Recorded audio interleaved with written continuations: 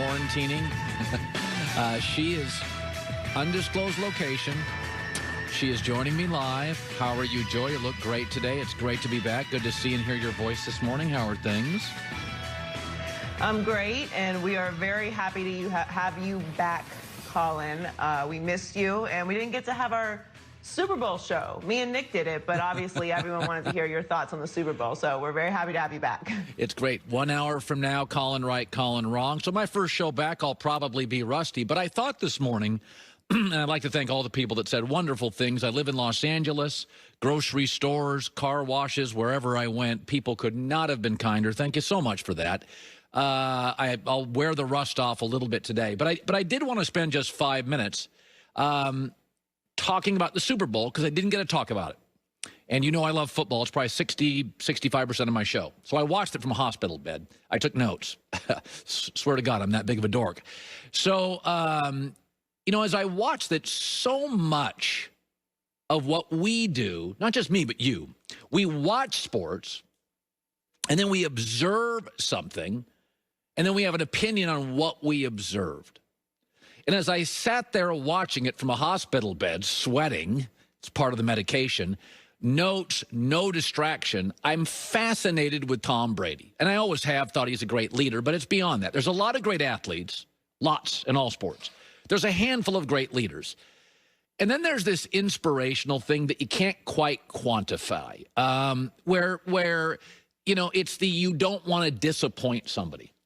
Brady has the rare ability to play poorly in stretches, 3 interceptions, second half at Lambeau, and he never loses it. He has an ability to not be the most important person in the game. Super Bowl, it was the front, defensive front for the Buccaneers, and yet he never loses it. That so much of what Brady does is hard to quantify. Is that he has the ability, and I grew up watching a lot of great broadcasters, and I always thought Oprah was the best at this. Not only was Oprah great at what she did as a broadcaster, but she curated other broadcasters through her network, and she actually inspired her audience. She was the first person, Ellen did a good job to take the baton from Oprah, to kind of inspire her audience. Brady did something with the special teams in Tampa that's hard to fathom. You watch football, I watch football. For the last decade or more, Tampa's special teams have been a tire fire. But yet in the playoffs, often on the road, they were really strong. Tampa's offensive line, as Tom joined the team this year, was middle of the road. Nobody thought they were elite, yet they went to Green Bay, Kansas City.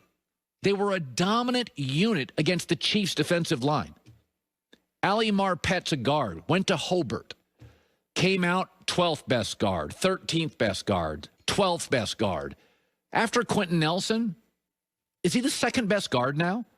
Tristan Wirfs was the highest graded player, right tackle in the Super Bowl. Ryan Jensen, the center. Who's better at that position than him? That offensive line was middle of the pack last year. I'm not blaming Jameis Winston. I'm saying is Derek Jeter was a great leader, but he couldn't take a 265 hitter and have him hit 300 in the playoffs. LeBron's a great leader, but he never could make Kyrie Irving a great defender. Tom Brady made Tampa's offensive line a powerhouse. He took their awful, unreliable special teams and down the stretch made them a strength. So that's beyond leadership to me. That is inspiration, and so few do it.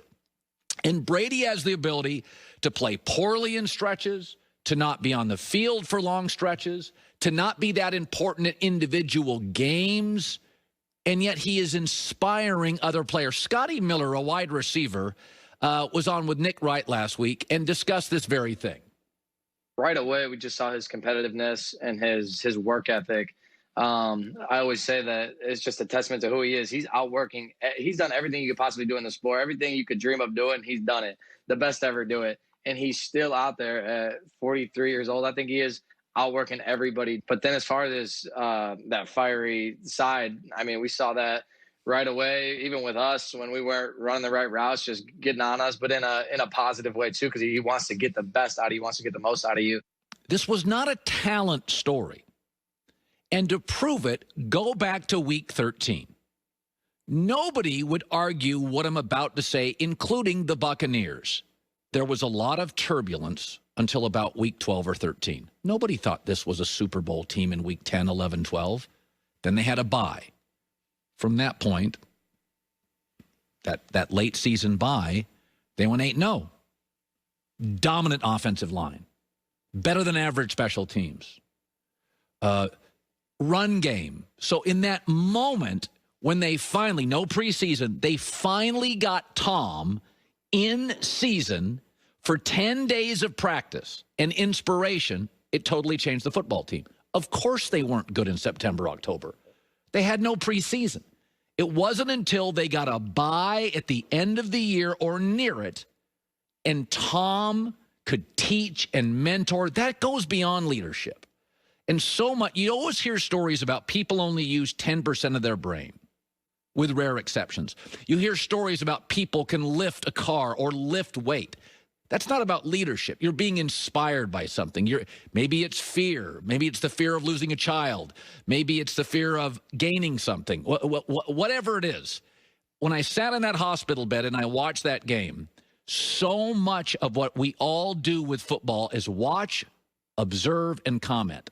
And so much of what Brady does is not on television. You can't quantify it. And you're going to see all these teams. There are going to be so many teams. Rams with Matt Stafford. Watch the Bears go pay for Carson Wentz. And the Jags are going to draft Trevor Lawrence. And they think it's going to be this magic elixir. It's going to solve all their issues. And they may be better at quarterback. But the big arm and the mobility and all the hype, I can see all that. What Brady does, I often can't. Welcome back. The Herd is coming up next right here on FS1. We're going to head over, check in with Colin. And I got to say, Colin, it is so great to have you back and well. Jenny, do I get a Super Bowl show? I didn't get a Super Bowl. Right Skip now. got one. You got it. one. Shannon got one. I want to talk a little Super Bowl today. It's great to be back. All right, we're looking forward to it. Again, great to have you guys. Patrick Mahomes has pulled ahead of Aaron Rodgers as the MVP favorite for next year. According to Fox Bet Sportsbook, Mahomes has lost out to magnificent seasons. First Lamar Jackson in 2019 and then Aaron Rodgers in 2020. Shannon, do you agree that Mahomes should be the favorite? Skip, Mahomes is about to be like LeBron. I mean, he's going to be the favorite, basically in contention every single year. It's hard to repeat. I mean, the last repeat MVP we had was Peyton, if I'm not mistaken, Skip, 08-09. He also repeated in 03-04. But it doesn't happen often in the NFL. Joe did it 89-90. Jim Brown did 57-58. Skip, it doesn't happen often. So with that being said, I think, you know, he's going to be in contention every single year because he's going to put up a ton of yards. He's going to throw for a ton of touchdowns. So, yes, he's going to be I don't know how, but I guess the law averages says he's not going to repeat. It's funny to me because I don't care. Let Mahomes and Aaron Rodgers fight out for regular season MVP because the GOAT should be the favorite to be the Super Bowl MVP next year. You know it, and I know it. What happened to Aaron Rodgers in the fourth quarter against the GOAT? He was a disaster. Yeah, he wouldn't. What happened to Mahomes in the Super Bowl? He couldn't even get it in the end zone against the GOAT. No, it wasn't against it. It was against the defense. Stop talking about the GOAT. But again, they're head-to-head, and what happened? He couldn't even score a touchdown. Skip, you know so let him be LeBron. You know how it goes, Skip. I mean, you would think that the Bucs won the Super Bowl, they would be favorite. But it's all